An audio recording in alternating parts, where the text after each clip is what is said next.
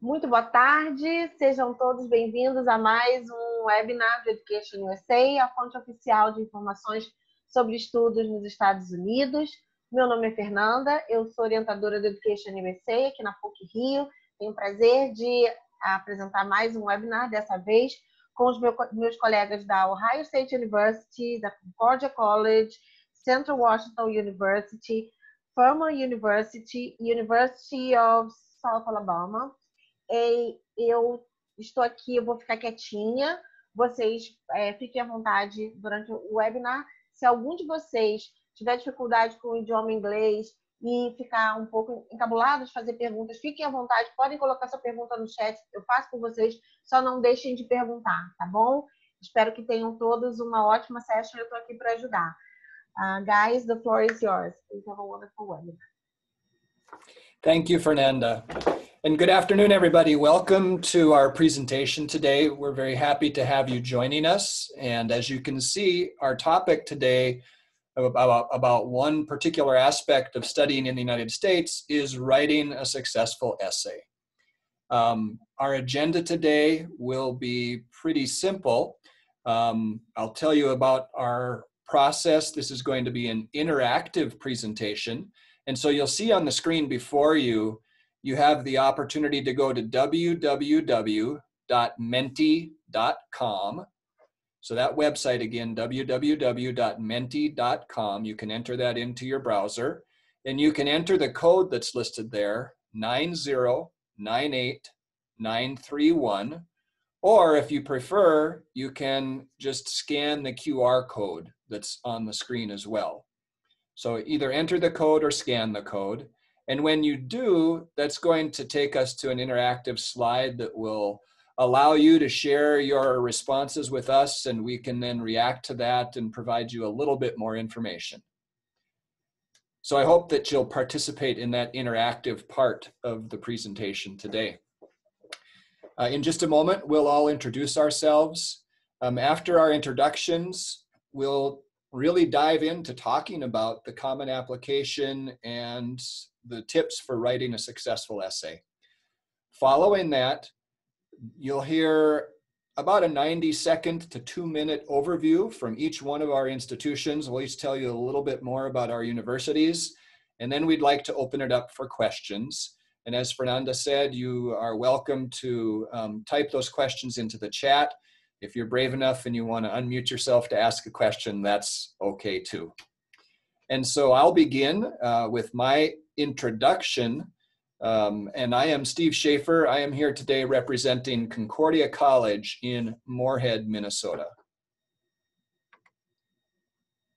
Hi, I'm Stacy with Central Washington University here in Washington State. Candace? Hi everyone, my name is Candace Chen. I'm from Furman University, located in Greenville, South Carolina. Marco? Hi everyone, thanks for joining us today. My name is Marco Chavez and I'm from the Ohio State University. Hello everyone, my name is Hannah Murphy and I am the Director of Global Outreach at the University of South Alabama. Great. I saw in the chat that many of you were asking us to provide the code again, and you can see it here at the top of this screen now. So menti.com is the web address that you need to use, and the code is 9098931. 9098931. And our question to begin this interactive part of the presentation, we'd like to hear your thoughts about what makes a good or a bad essay for your college application. So after you enter that code at www.menti.com, you'll get a screen where you can start to enter your responses to this question: what makes a good or a bad essay?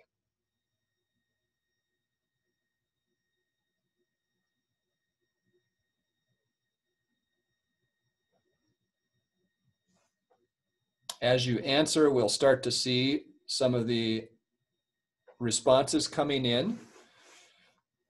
That is true. To be entirely honest, to try to impress, This is a chance for you to make a good impression on the college. And we really do want to get to know you. And so we want you to share information about yourself that will help us understand how you're going to impact our campus. So yes, we do want to have you impress us. I like the second one here. We don't need to have you tell us again what you've already entered in other parts of your application. So because you've already entered information about your achievements elsewhere, we don't need to hear more about that in the essay. So I think that's a really good point.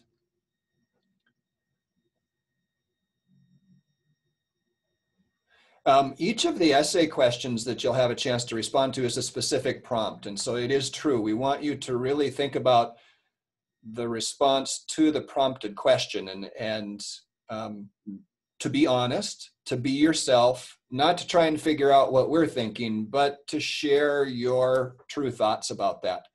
And that goes right along with making it personal.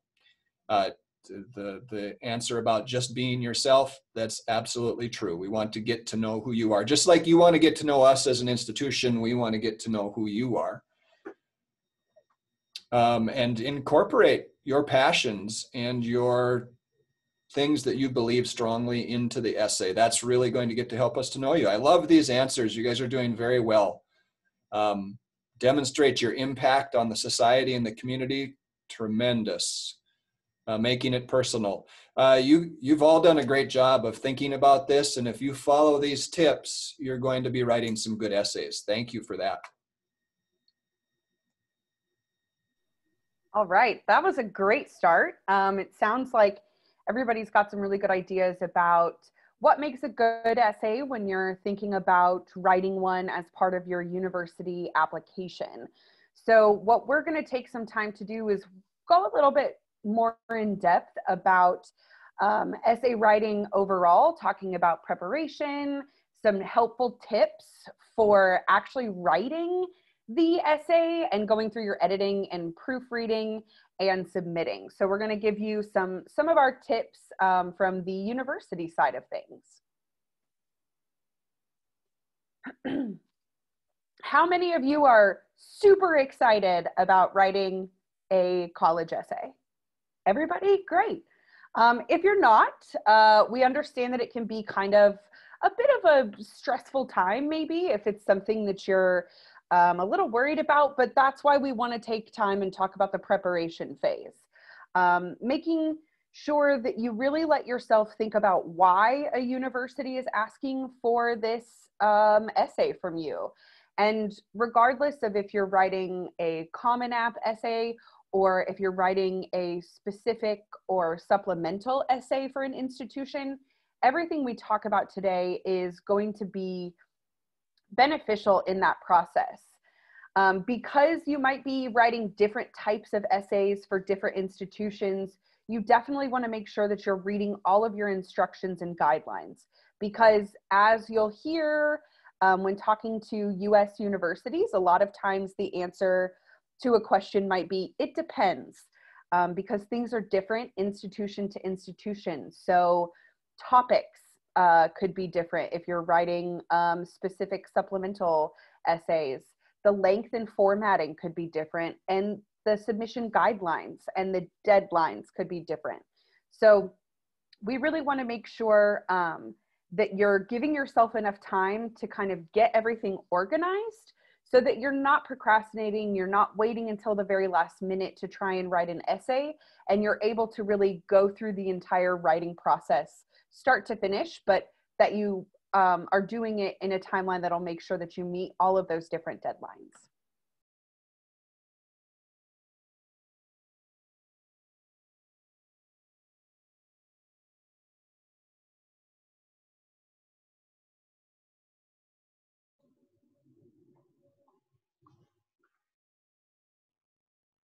So I think Stacy's going to be talking about this next part. Is she having some technical difficulties maybe? Sorry, yes, I was. Okay. Back, but the whole thing down. No worries. Go ahead. My apologies. So now that you've read about the deadlines, the type of essay or prompt that you can answer, now is the time to start the writing process. And you definitely don't want to wait till the last second or procrastinate, because there is a lot that goes into the writing process to really make a great essay. So the first step is brainstorming. So whether you're sitting down with a pen and paper or typing at your computer, really trying to think out of the different qualities that make you unique. Things that might be different interests, experiences, qualities, personality traits, different quirks. Really showcasing the different aspects that make you the special person that you are.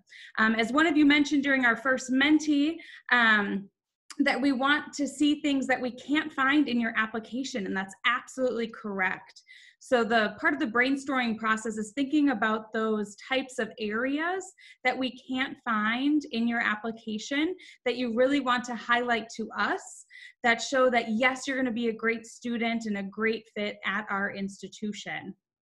The essay is also not a lot of space, right? You might only have 650 words or even 250 words. So you're really giving a snapshot or a mugshot of a small specific area that you want to highlight. So it's making sure that you're concise in your essay. It's great if you can be creative. I had a student from Venezuela. She wrote her essay comparing herself to different parts of a rocket, as she's very interested in physics and astronomy. And she joined our campus last year, and she joined our rocket club and built rockets. So it was very neat for me to see that whole essay process and her interests come full circle. Then you want to start making an outline. And part of that outline is that opening statement, that first line or sentence to really grab our attention and make us excited to read your essay. Make sure you're using your words and not a quote or words of somebody else. We really want to be hearing from you and your personality.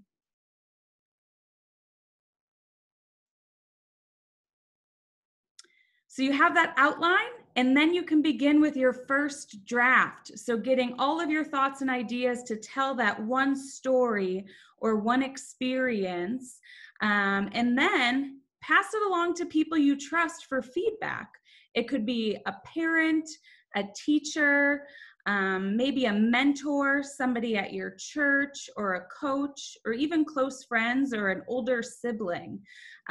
Give them enough time to read through it, to make sure that you're not offering your whole life story, and that you have that your personality and your traits are really coming through and being showcased in the essay.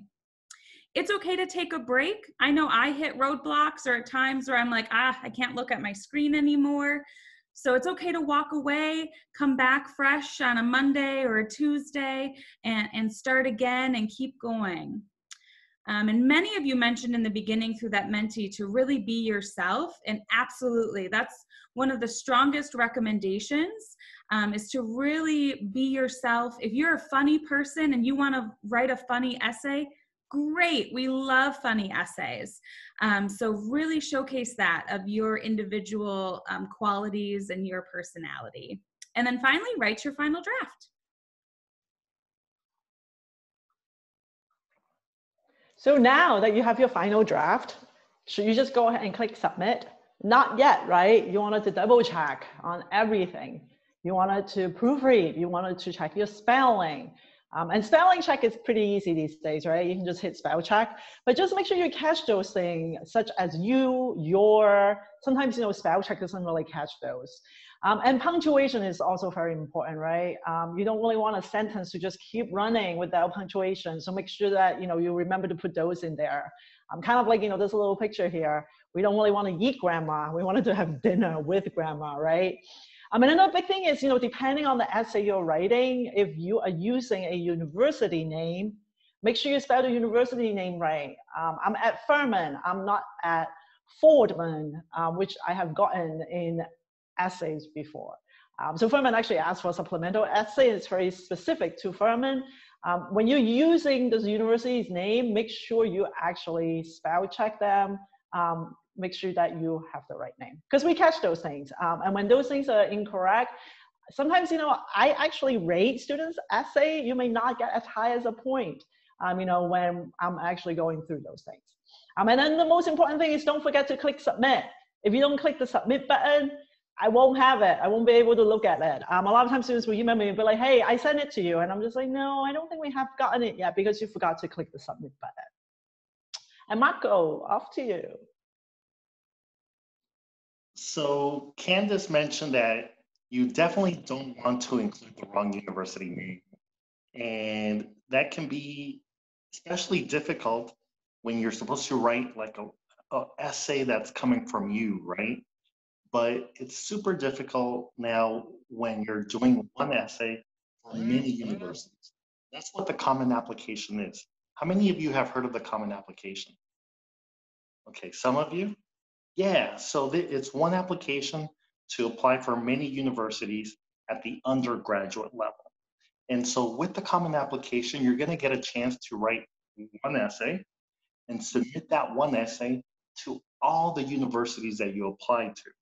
So keep in mind that when you're writing that one essay, it's going to many universities. So in those cases, you want to be personal. You want to reference why you want to succeed at those universities, but keep the university name out of it. Otherwise, they're all going to get the same name. You won't be able to edit it for each one. And so the Common Application gives you 7 options. They're called prompts. And you have the opportunity to choose from one of those prompts and answer the question. So it could be a question such as, name a historical figure that you admire and why. That's just an example. So you're the one that gets to choose the prompt, and you're the one that gets to answer it. The university doesn't dictate which one you choose. So there's no right answer, there's no wrong answer. It's your personal choice. Keep that in mind. Once you've made that decision on which prompt to write about, then keep in mind that you should be succinct because we limit it to 650 words. So Stacy earlier talked about limiting. Yeah, this is where we limit it, 650 words. So don't go over that. In fact, you won't be able to go over. And so you'll be able to submit that one essay, 650 words. And also there is an optional essay this year with the Common Application. It's regarding how COVID has disrupted your life. That's limited to 250 words. So that's another option for you to tell us about yourself and maybe the effects of COVID on your personal life, your school life, etc.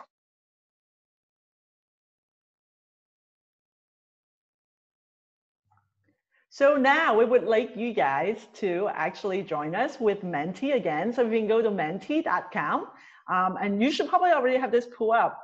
So we're kind of giving you a little quiz right now. What are some of the do's and don'ts when you're writing an essay? You have heard so much from us already. We kind of wanted to get some feedback from you guys. So what is it that you have picked up from the last couple of slides?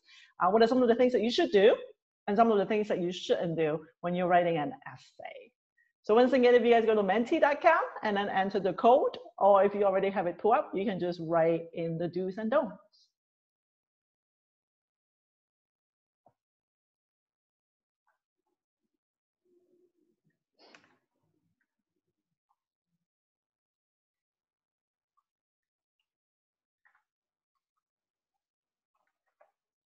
Great, don't follow a recipe. Okay, I'm assuming you're saying that, you're just actually following, just straightforward.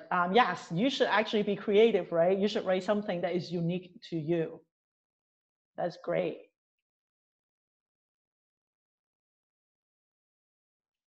What are some of the do's that you should do? Should you be like that little cat in that first slide, typing your essay the morning of? Don't use the same essay for several universities. So that is actually really great, right? You probably don't want to use the same essay for different universities that you're applying to if you are submitting the essay to them individually. However, if you're using the Common Application, because the Common Application only allows you to write one essay, you will probably be using the same essay for all the universities that you're applying to when you're applying through the Common Application. So, you know, depending on what type of essay you're writing, yes, that is really good. Don't use the name of a university when using the Common App. Yes, because you're sending it to 20 different schools, right? Or however many you decide you're applying to. If you use one school, the rest of us is going to be like, why are you sending us an application with an essay for another university? You should take a break. That's great. It is not so hard. Yes, it should be fun. Writing an essay actually should be fun. I usually have fun when I'm writing, you know, maybe not a report for school, but like, you know, when I'm writing an essay, you know, it should be something fun because you get to write about yourself. You do want to make it personal and read it many times to make sure it's all right. That's very good. You want to proofread, right? You want to check for those spelling mistakes and also have somebody else look at it. You know, sometimes when someone else is looking at it, you know, they may give you different insights, you know, because it's not just you looking at it. So maybe work with someone from Education USA, which is great. Maybe working, you know, with a teacher from your high school. That would be very helpful as well. These are all really good answers. That's great. You guys are really paying attention. So great. Now we're going to move on to the university's presentation. And Hannah. All right. Hello again. So again, my name is Hannah, and I am going to talk to you a bit about the University of South Alabama. You can see on the map at the very top of the screen there where that pin is pointing, that is where we're located. So we're along what is known as the Gulf Coast. So we're all the way on the southern part of the state of Alabama in a city called Mobile. We've got beaches within driving distance. It stays pretty warm most of the year, but it's also a shipping port city. So all of the international business and industry that you find in a shipping port city, you'll find here in Mobile, Alabama as well.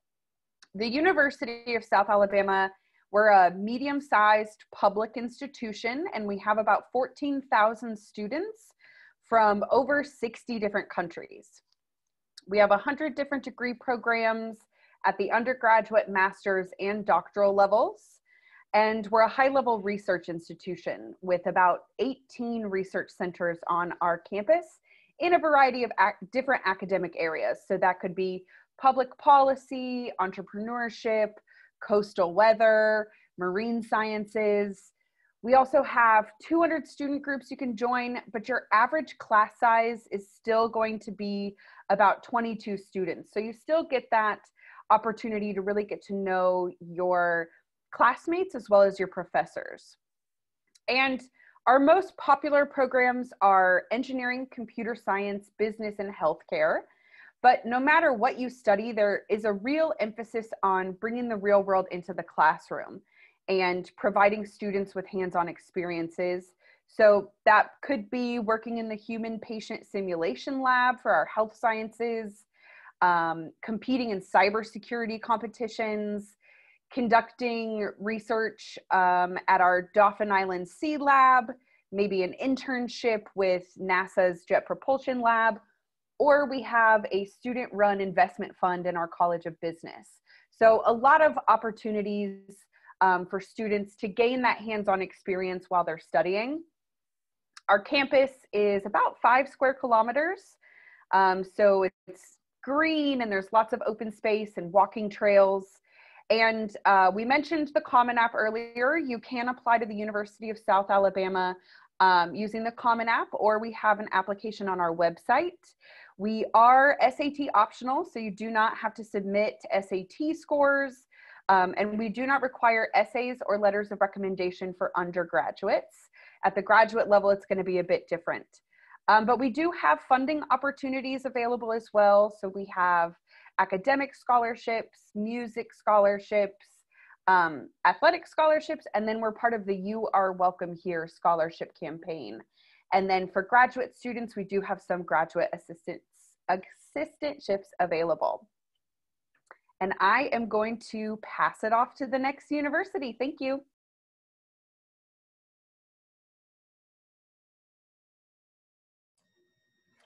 Hello again, everybody. This is Steve at Concordia one more time, and I want to just talk you through some of the points on this slide so you can learn a little bit more about our university.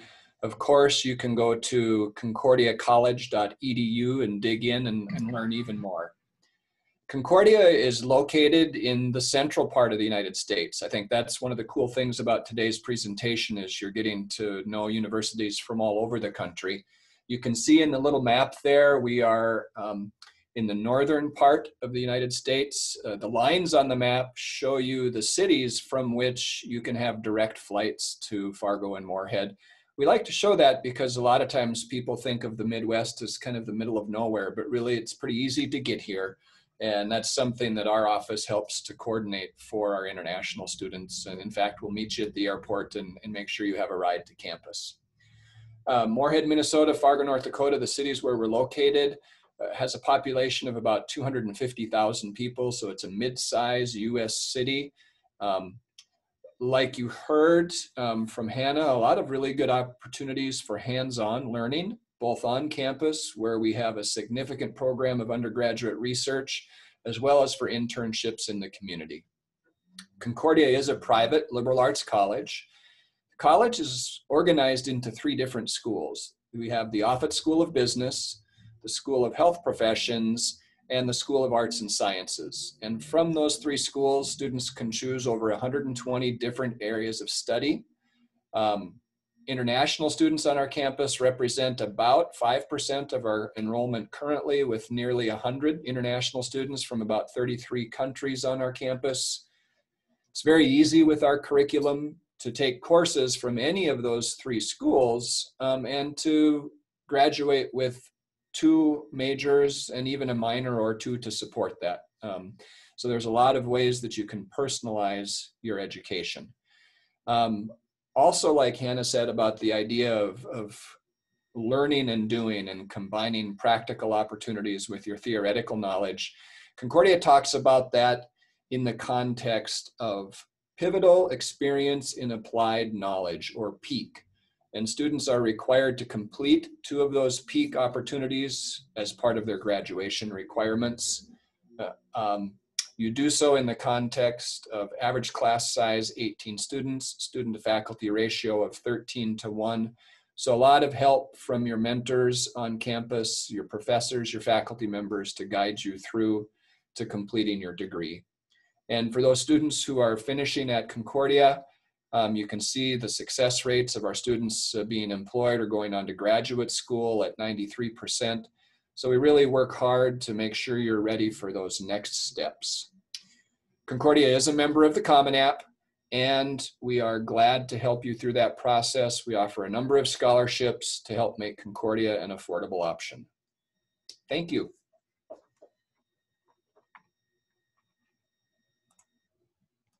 Okay, it's me again. I decided to sit in front of a Minecraft poster because it looked like I was taking a mugshot, right? You know what a mugshot is? It's when you get arrested and the police take your picture. Yeah, I'm in the middle of moving, so a lot of blank walls right now. Anyway, I work at the Ohio State University, which is a large institution located in the city of Columbus in the state of Ohio. Do you know where that's at? No? Okay. If you know where Chicago is, and you know where New York is, it's about halfway between both states, a little bit closer to Chicago, actually. But that's where Ohio is. And the city, Columbus, has about 2 million people, so it's a large city, has everything you would expect from a large city, festivals, sporting events, concerts, everything like that. But it's not so large that you would get bogged down with large city problems like crime or traffic or things like that. So it's a very great place to be, and a very great place for the Ohio State University. The university sits about 2-3 kilometers from downtown, and so we're an urban campus. And the university itself has 61,000 students. We're comprehensive, which means that we offer a lot of majors, a lot of opportunities, academic opportunities. And so you can choose from any one of our over 200 majors to study, such as accounting, economics, film and fashion studies, zoology, whatever it might be. we have it at Ohio State, most likely. Outside of the classroom, we have a lot of resources to help support you. So we have tutoring centers, we have counseling centers. We want to make sure that when you come to Ohio State, that you succeed, not just academically, but all around. So we have all those support services to help you out here. And Ohio State is a research-intensive university. So our professors doing research in a lot of different areas. You're going to be learning from a lot of great minds that write the textbooks, frankly, that you'll be studying in the classroom. So I can't wait to see you at Ohio State.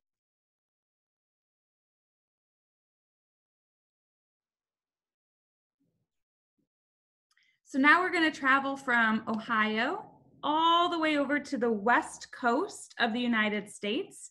That's where Central Washington University is located.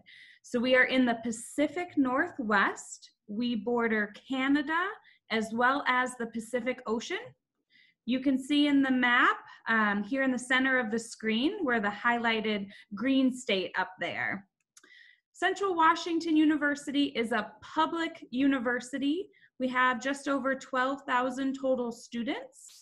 We are in a small town called Ellensburg, which is very safe, friendly, easy to navigate with our free bus transportation system, or you can walk, ride a bicycle.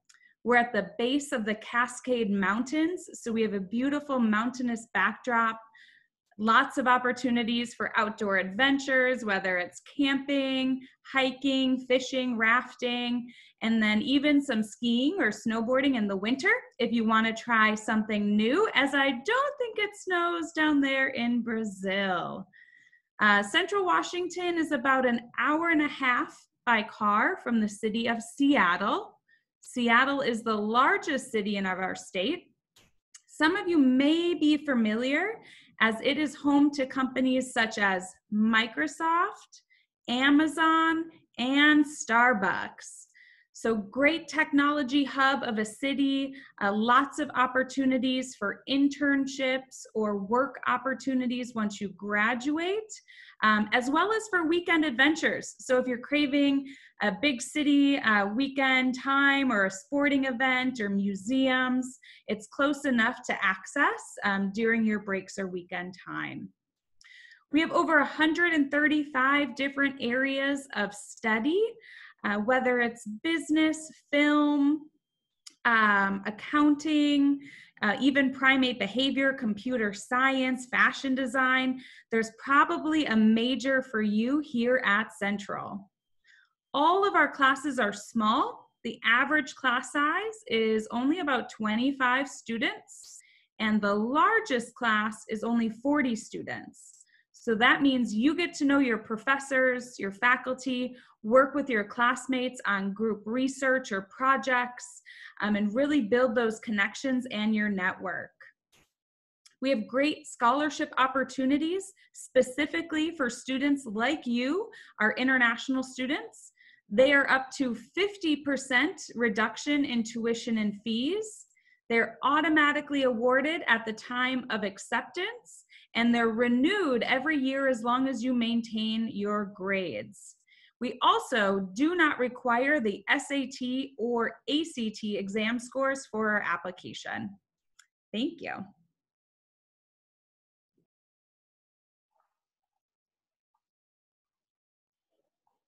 Hi everyone again, I'm Candace from Furman University. We're located in Greenville, South Carolina, as I mentioned before. So if you take a look on the map here, we're actually located on the East Coast. And we're also actually a little bit further south, so the weather stays pretty warm. As you guys can see here, we're only about like a 2-hour drive from Atlanta, which is the next closest city to us. But Greenville is actually also a pretty big city. It's the 4th fastest growing city in the US right now. We actually have BMW, Michelin, the corporate office is here, and we have over 40 Fortune 500 companies in the area. And you guys can see on the picture here, also like behind me, you know, with my little virtual background, that's how beautiful campus is. This is a little mugshot of the campus. Campus is about 3.5 square kilometers. So it's a really good sized campus We have a lake right on our campus. And then we have a golf course on campus as well. There's also actually a bike trail that you can take and brings you all the way into downtown Greenville. And downtown Greenville is only about a 15-minute drive from campus, so it's very convenient. Furman is a little bit smaller. We only have about 2,800 students total, and about 2% of our students are international. And because we are a very traditional liberal arts university, we are 100% residential. So what that means is that all our students get to live on campus, and it's a gorgeous campus. You know, why wouldn't you want to live here? And you get to live on campus for all 4 years. There's also a lot of opportunities for you when you get to live on campus all 4 years. You get to meet upperclassmen when you come in as a freshman. So hopefully by the time you graduate, your friends, you know, that are upperclassmen, they'll have a job already. We start the networking very early. We will connect you with Furman alum right from the beginning when you first start with us. And we offer over 60 different programs. There are a lot of majors and minors to choose from. And a lot of our students, they don't just pick one major because they can't really make up their mind. They don't really know what they want to do. So a lot of the times they end up maybe doing a double major. One of my students actually, one year, she's from Greece. She ended up having 3 majors. She was doing business. She was also doing economics. And then she was also doing poverty studies. So there are a lot of different things to choose from. And Furman guarantee you access to be able to do 3 things when you study with us. You guarantee access to be able to do study abroad. You'll be able to do research, so you can work with a faculty member. I mean, it doesn't matter what major you are in. You could be in music, history, psychology. You'll still be able to do a research project. And the last thing we guarantee you access to be able to do is internships. You definitely want to get some work experience, right, when you're studying with us. The internship office actually have partnerships with about 200 companies, not only in the US, but also worldwide. So there's a lot of opportunities available. Students in the past have done, for the political science students, they're really interested in maybe working for the European Union. They actually were able to do study abroad, and then they have spent a summer doing an internship with the European Union in Brussels. We are also SAT, ACT optional, so you don't have to worry about taking the test this year. Furman is also on the common application. And then we do have scholarship ranging from $15,000 and it goes all the way to $52,000 a year. I mean, you don't need SAT scores to qualify for them.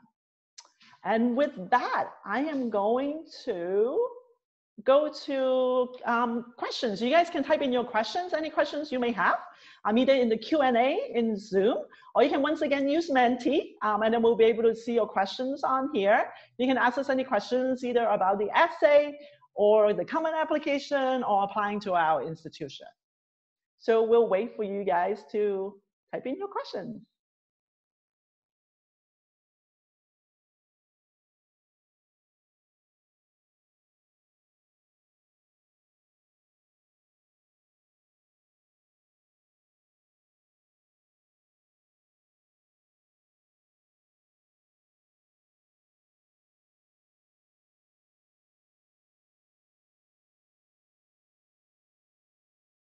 Or if you guys are brave enough, you're more than welcome to unmute yourself as well and just ask us your question.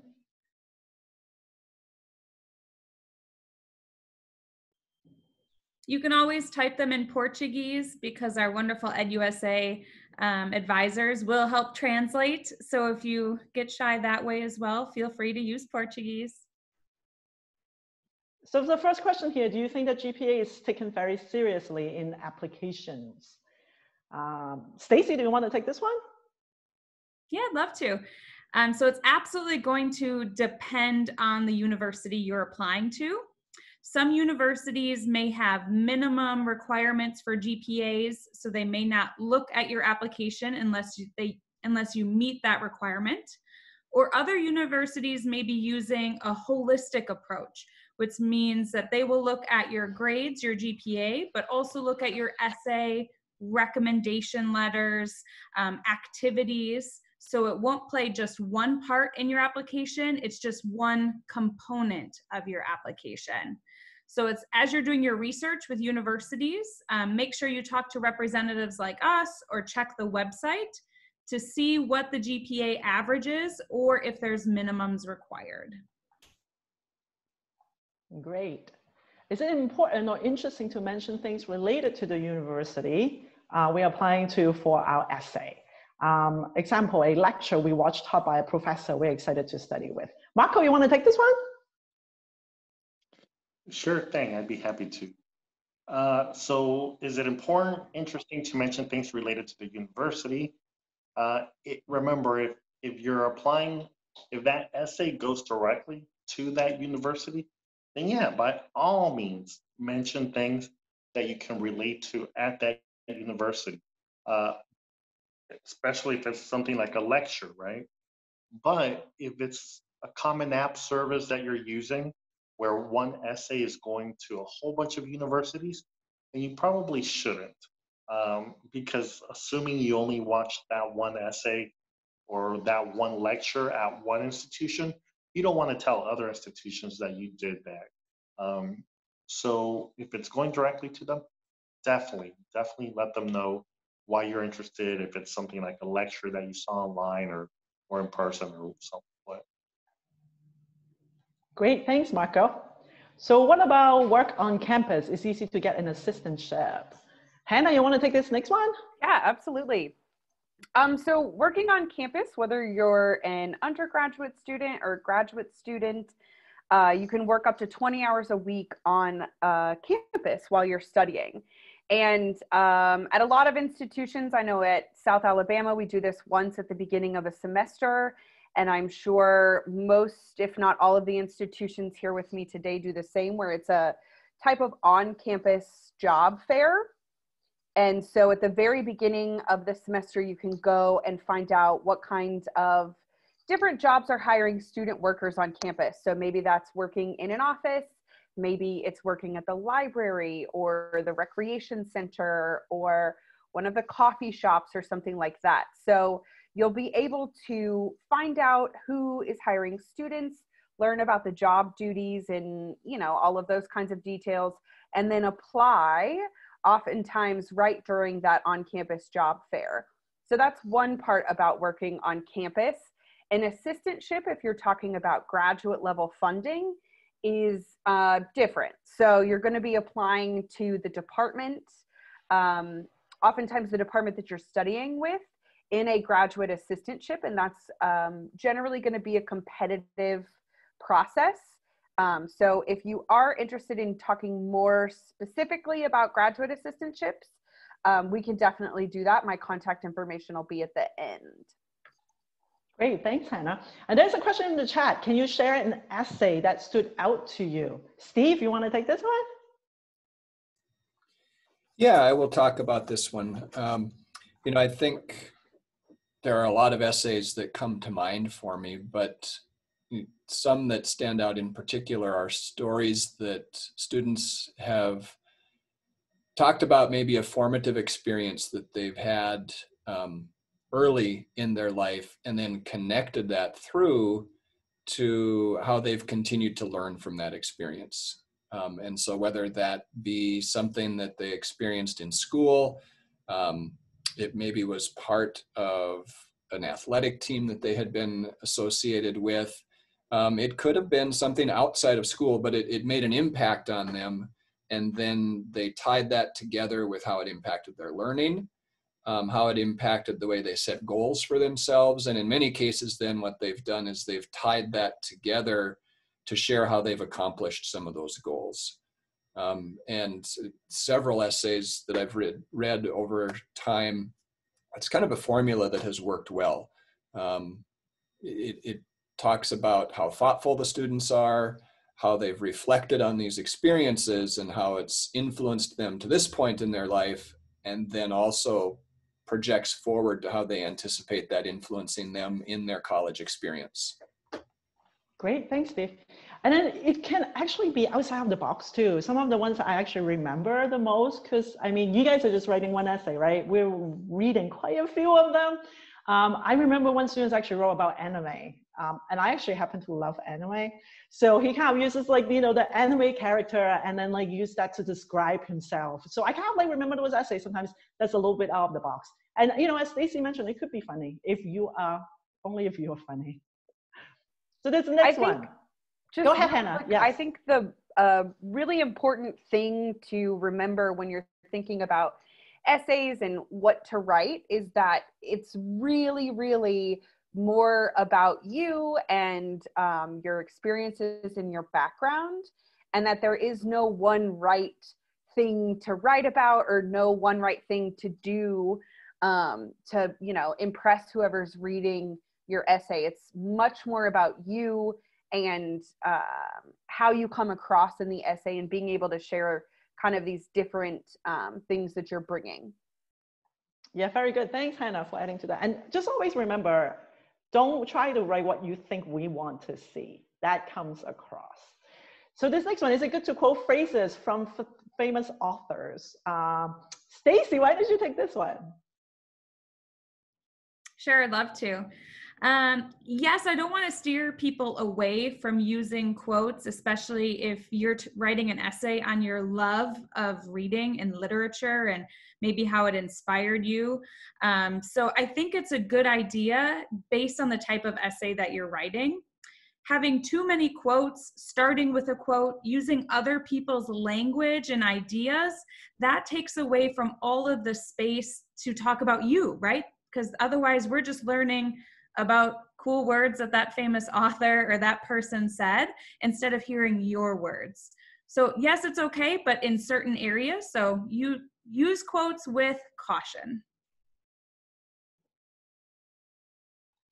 Great. This next one, have the most important topic in the application. Oh, what is the most important topic in the application? Is it the essay? Who wants to take this next one? I'll start and then everybody can add their perspective as well. You heard us refer earlier to a term called holistic application review, holistic admission. And really that's something that we approach all of our applications with. We want to get to know you from every element of your application. The essay tells us a lot about yourself. It allows you to go beyond what we see on your transcript and beyond what we learn in your references. I would say that for most of us, your academic record is going to probably rank as the strongest element of your application. We want to get to know how you have challenged yourself, how you have worked on the academic coursework that you've had the opportunity to take.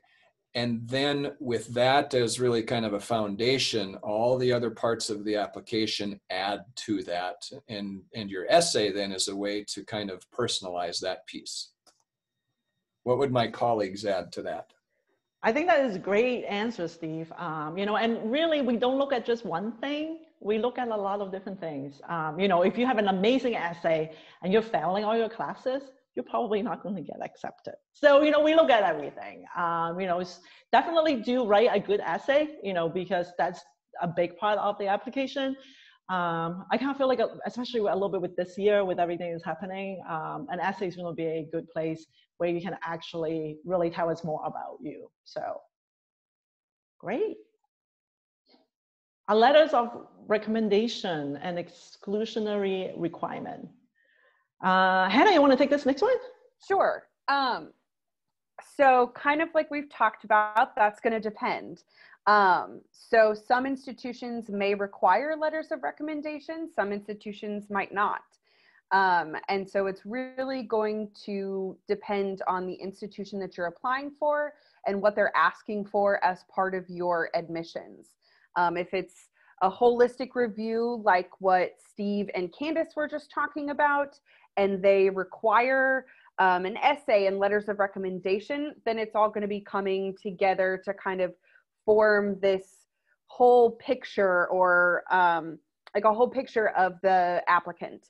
Whereas other institutions, it may be that there is a, you know, minimum score requirements for academics and language proficiency, and they don't require letters of recommendation or an essay at the undergraduate admission level. So that's the case with South Alabama. We don't require letters of recommendation, but schools that do, it's going to be kind of a varying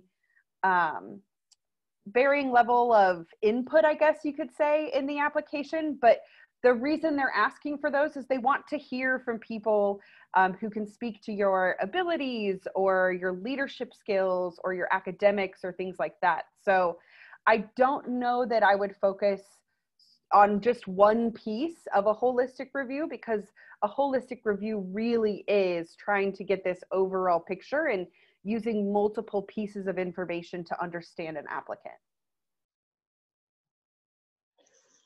Next question. Do I need to impress an admissions officer to get a full scholarship?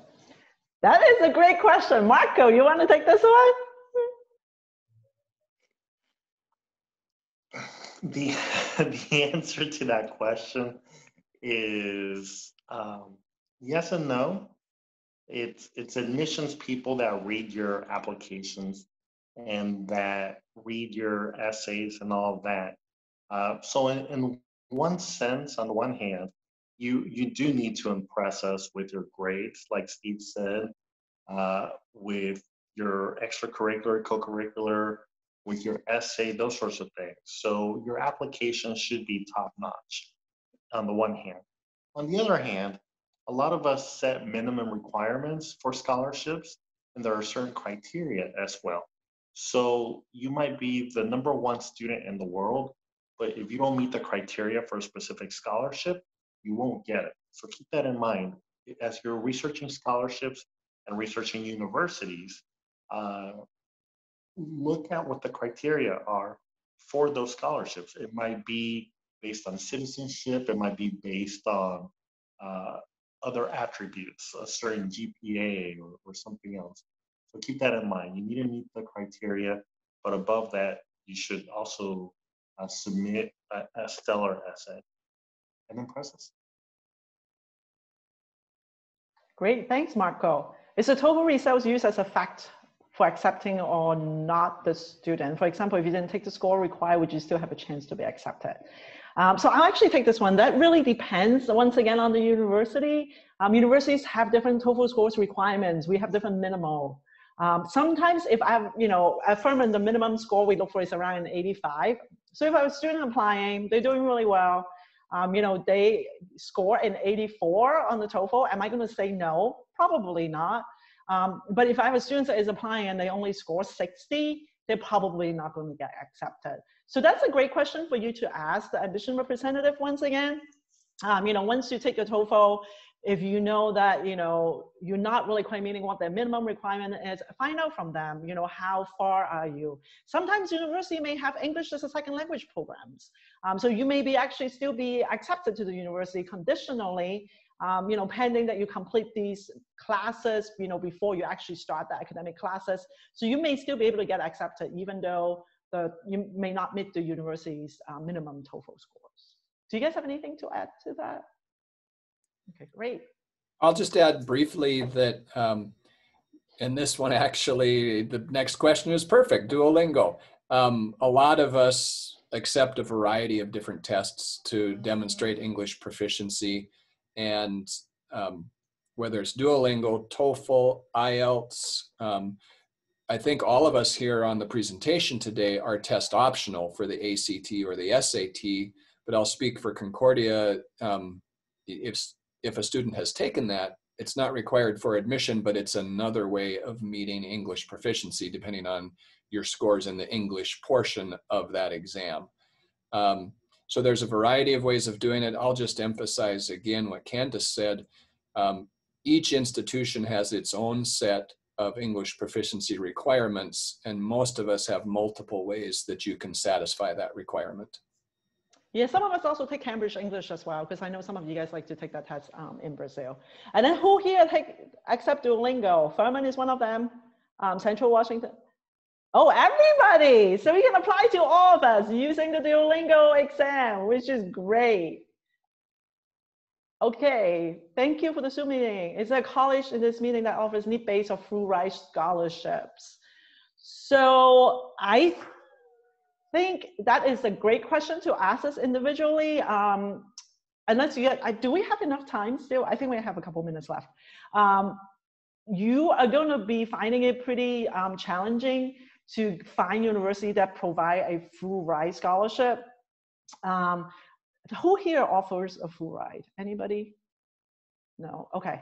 So none of us actually offer a full ride. At Furman, we do have multiple different scholarships available. Some of them is stackable, which means that you can get multiple of them, but it's going to be really hard. It's going to be very competitive. I should say, maybe that's a better word. It's very competitive for you to get a full ride scholarship. And I know Concordia definitely has need-based aid, right, Steve? Yes, our scholarships are awarded on a combination of merit and financial need. I guess the general comment that I would share is that the combination of scholarships we offer may get you close to enough support for the tuition of the institution, but then quite frequently you're going to have to plan for those costs of your room and your meals, your books, personal expenses. I think it's wise for you to plan on making the maximum investment that's possible from your family. And then, like Candace said, work with each of us individually to see how the combination of resources from your institution or from our institution and your family, and maybe some outside sources, can make that college or university an affordable option for your family. And there are athletic scholarships out there. Most of those are usually pretty generous, but once again, they're very, very competitive. Less than 2% of students, high school students, actually goes on to play for Division I athletics. So just keep that in mind as well. Great. What should I do if I don't have a teacher who understands English to send a recommendation letter through the website? It doesn't really have necessarily to be a teacher. Who wants to take this one? Stacy? Sure, I can take this. Yeah, it doesn't have to be a teacher. You could have, maybe it's somebody in the church, or if you're volunteering, if you have a job, perhaps it's a counselor. So there's other people within your network, within your family's network, that you could ask them to write a recommendation letter. And again, some universities may have somebody on their staff that speaks the language. So I know here at Central, we have quite a high number of students and whose families speak Spanish. So we have several members of our team and the admissions team that speak Spanish. So the universities you're applying for, maybe they have somebody that speaks Portuguese that they could assist with that recommendation letter process. And also you can work with EducationUSA because they can also help with the translation and the websites, and you could always connect that teacher, especially if they have a great recommendation for you, to the EducationUSA office for assistance. Great, thanks, Stacy. If you were doing the application, oh yes. Sorry, just I want to add on that. Thank you, Stacy, for mentioning the translations. I'm just going to say in Portuguese to make it easier for them. Pessoal, se você tem algum professor que não fala inglês, que você está com alguma dificuldade, você pode pedir para o EducationUSA fazer a tradução da carta. Nós fazemos tradução certificada. Todas as traduções do EducationUSA são aceitas por todas as instituições de ensino superior nos Estados Unidos. Então, contacte um centro EducationUSA mais próximo de você para fazer essas traduções. Thank you, Stacy. Thank you, everybody. Do we have more time, or do we have to wrap up soon? Should we keep going? You just let us know. Okay. Yeah, we can have a couple more minutes. That's okay. Okay, great, wonderful. So if you're doing the application, what you would think to do first and why? I think the first thing you guys should do is schedule an appointment with EducationUSA so they can help you. But who wants to take this one? Hannah, maybe? Sure. I think for me, I would be researching my options and probably making a spreadsheet or a list of some kind of deadlines to make sure that if you are doing some applications through the Common App, maybe you're applying to some schools that are not on the Common App, making sure that you have your deadlines right for your application.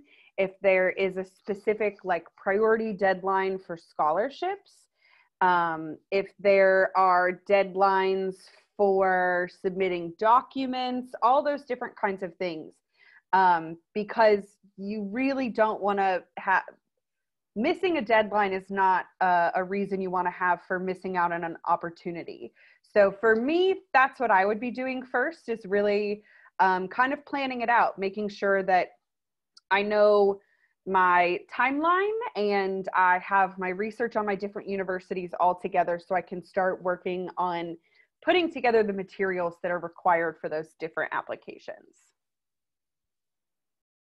Great, thanks, Is anybody Hannah. else on the complete other side and would do something different? Because No, I think that's it great. might differ person to person. I think I would definitely spend some time on the essay though, because it usually takes me longer to write anything. So that's usually like the first, I usually pick whatever is going to take me longest to do, and I do that first. So whatever, like, you know, if you guys like don't like filling out, I don't know, personal information or whatever it may be, try to do that first, because then you just have that out of the way. That's kind of just how I do things. But that was great. Thanks, Hannah. Okay, this next question. Should I use formal language in my essay? Like, don't use abbreviations. Yes, definitely. I have not, I can't even tell you how many essays I have gotten the students instead of, I mean, I know we text a lot these days. I mean, I do that sometimes too, but when you're writing an essay, the letter U does not mean Y-O-U. Spell the words out. When I see those essays, it makes me wonder how careful the student is, or how you know, how serious the students actually really is. So yes, do not use any abbreviations. You should write things out. Also, sometimes when you're writing an acronym, doesn't mean that I know what it means, right? So, you know, make sure you write those things out. A fun essay seen badly. Who wants to take this one? Steve, you're shaking your head. Why don't you take this one? It all goes back to what we've said earlier. And if your personality is one that encompasses fun stories or interesting things that you've done that you've enjoyed, then that's going to come through, and we want to hear about you. So I think one other way to approach the question is an essay can touch on emotions, and maybe that emotion is something fun. Maybe it's serious, maybe it's something that's sad that's happened, but you've grown from it. So I think emotion is okay in the essay, and then you choose that emotion that you're trying to evoke through your writing. It doesn't have to be an emotional essay, but it's okay as long as that's a reflection of who you are and what you've chosen to write about. Great, thanks, Steve. I love reading fun essay. I think a lot of us do. Why do the universities require SAT subjects sometimes? What is the reason? Hannah, you want to take this one? We actually do not require SAT for international students, and we do not require SAT subject tests. But if a subject test were being required by an institute, do any of us here require them? Maybe Marco for certain programs. I can't remember. And he has to leave. He has another call. Right. But sometimes depending on the institution. So like, let's say if you're applying to an engineering program, sometimes they may ask you for SAT math subject test because they want to see how you do with the math subject. So that is a great question to ask the university. Do you need an SAT subject test? And then why do you need it? You know, or what do you need it for? But usually that is the reason why. Yeah. I think the rest of us don't require it, right? Yeah. University going to cancel new scholarship for new international students due to financial crisis? That is a really great question. Who wants to take this one? I can help start if you guys want to just all chime in. A lot of universities in the US, we have endowment. So these are funding that we have. And a lot of scholarships comes from endowment from the institution. I know the pandemic is happening, but so for students that are applying to Furman this year, the scholarship amount actually is going up because, you know, we increase a little bit each year because tuition also increase a little bit each year. We're not giving out less scholarship. Maybe, you know, at some universities, it may be a little bit more selective, but it doesn't mean that the scholarship is, you know, funding is just going to be gone just because there's a pandemic that is happening. Do any of you guys wanted to add to that? I was gonna say very similar at Central, and I think schools across the board, we know that some schools might be going through a financial crisis, but so are students, so are families. So I feel like that's one area that schools and universities are trying hard not to touch and trying to keep their scholarship and awards available because we're all going through this pandemic together. Great question, though. Can you apply as early action as a transfer international student? Once again, it depends on the university. Ask them that question. I hate to keep saying that, but we're all different. So we all have different policy. So sometimes for university, yes, you can apply early action. So at Furman, we have transfer students that apply early action. We have transfer students that apply early decision, but it really just depends on the university. So ask that question to the university rep. Great, you guys asked some amazing questions. That was awesome. So I think I'm not going to turn it back to Education USA. I think there's something else maybe in chat. Oh, we have one more. Does the Brazilian high school student studying in online US high school needs SAT, ACT? Hannah, you want to take this one, or Steve? The famous answer is it depends, but we are test optional both for students in a US high school as well as international. And so at Concordia, the answer would be no. I think the trend that we're seeing is a lot more colleges and universities are going test optional. So as you put together your list of schools, you will need to ask each school independently whether or not that would be required. But I think for the schools that are represented here, probably not. Yeah, so make sure you just ask the questions. Once again, we're all different. And then if you guys have any other questions, feel free to contact us. Take a picture of this, go to our website. We would love to hear from you. Some of us also has links here where you can actually do individual appointments. If you wanted to do an online interview and information session, we would love to hear from you. So now I'm going to turn it back to Education USA. Thank you. Thank you. That was a wonderful session. As you could see, the audience was really engaged because the subject was important to everybody. Congratulations to the audience because you came prepared for the session. You knew what you were talking about. Well done to you guys. So, thank you very much. Muito obrigada pela presença de vocês. Muito obrigada pelas perguntas excelentes. Foi um prazer estar aqui. Agradeço aos meus colegas Steve, Candice, Stacy, Hannah e Marco pela apresentação maravilhosa. Finalizando, a nossa sessão está sendo gravada e vocês podem encontrá-la até amanhã no nosso canal do YouTube. Foi um prazer tê-los aqui. Espero encontrar vocês em uma próxima sessão, em um próximo evento do Education USA. Continuem fazendo um ótimo trabalho nas suas candidaturas. Muito obrigada. Thank you very much, guys. Thank you, guys. Obrigada. Thank you. Obrigada. Thank you. Bye-bye. Good afternoon. Thanks. Bye.